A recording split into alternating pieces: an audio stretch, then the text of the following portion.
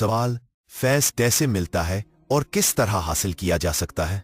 जवाब, आम तौर पर आप लोग जिंदगी में मुशाहदा करते हैं कि जिस बिल्ली को दरख्त से चिड़िया खाने को मिली, वो दूसरी चिड़िया उसी दरख्त पर जाकर पकड़ेगी।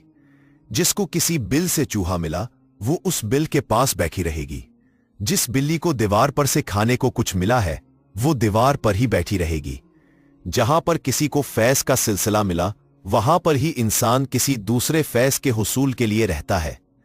जो लोग फैज़ के सिलसिले बदलते हैं, वो लोग कहीं के नहीं रहते। इसलिए ये फैसला मुस्तकिल कर लिया करो कि आपने फैज़ कहां से लेना है। फिर इस सिलसिले में जो इस्तकामत होगी, वो आपको जरूर फैज़ दिला देगी।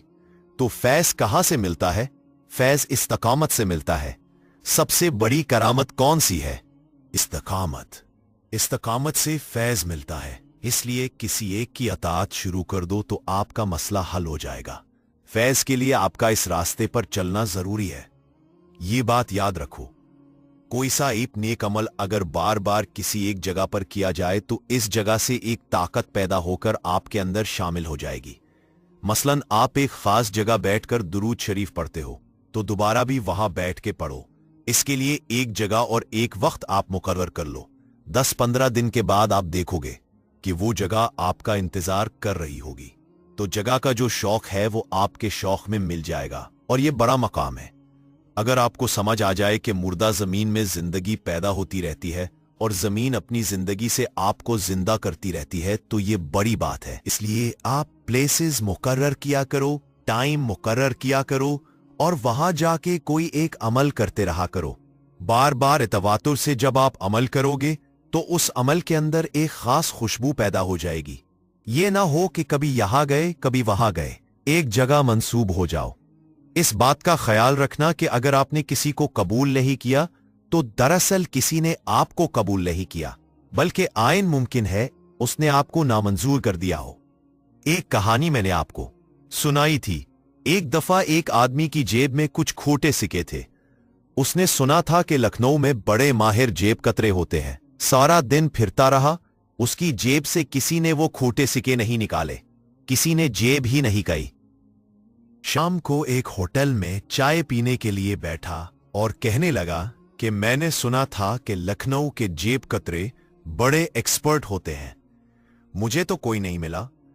एक बूढ़ा बाबा पास ही बैठा था, वो बोला, 2 दफा तो मैंने तेरे पैसे गर्म किए, फिर तेरी जेब में वापस डाल दिए, क्योंकि ये खोटे सिक्के थे। ये सिक्के इस काबिल ही नहीं थे कि तेरी जेब काट सकती।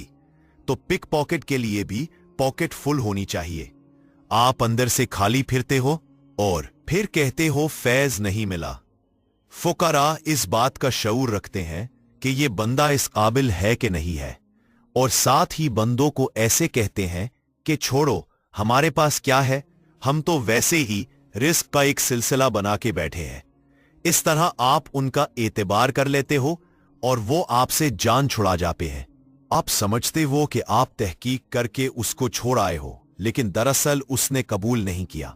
इसलिए आप बार बार जगह जगह फिरते रहते हो और नाकाम रहते हो। ये बड़ी बदकिस्मती है कि बंदा बीमार हो और डॉक्टर ना मिले।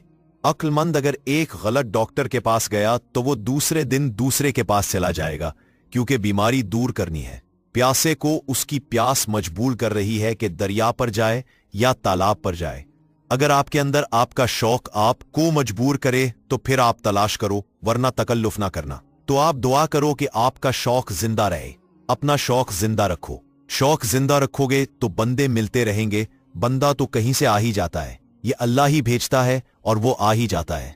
ये अल्लाह ताला के काम है। ये मुमकिन नहीं कि आपको अल्लाह का शौक हो और बंदा ना मिले। अल्लाह फैज़ का खुद ही इंतजाम करता है। आप अपने अंदर इस्तिकामत पैदा करो। आखिर में दुआ करो कि या रब्बुल आलमीन हम सब पर रहम फरमा, हमारे दीन दुनिया के हालात बेहतर फरमा। अल्लाह ताला हमारी जिंदगी आसान फरमा। ये जिंदगी भी आसान फरमा और आखिरत भी आसान फरमा। ऐसी जिंदगी हो कि बुजुर्ग राजी रहे और औलाद ताबेदार रहे। या अल्लाह हमारे लिए जरूरत और दौलत का मुहैया होना बराबर रहे। कहीं ऐसा ना हो कि जरूरतें पूरी करने से हम महरूम हो जाए। या रब्बुल आलमीन ऐसी जिंदगी दे कि हम भी राजी रहे और तू भी राजी रहे। या रब्बुल आलमीन जो तूने अता फरमाना है वो मांगे बगैर ही अता फरमा दे, और जो तूने अता नहीं फरमाना उसके मांगने की तौफीक ही ना दे। तू अपने ही फजल से अपनी ही तर्ज के मुताबिक हमारी जिंदगी बना और इस पे हमें खुश रहने की तौफीक अता फरमा।